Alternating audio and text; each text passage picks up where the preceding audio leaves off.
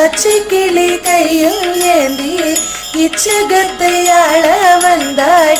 பச்சை கிளியாக என்னை உன் கையில் ஏந்தி பக்குவமாய் வார்த்தை சொல்வாய் மீனாட்சி.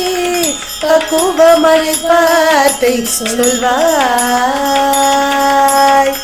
வீணையை கையில் ஏந்தி வேதமொழி பாட வைத்தாய்.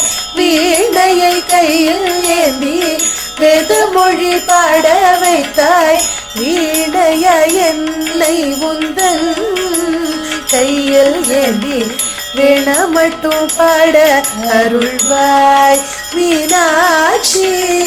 வீண மட்டும் பாட அருள்வாய்.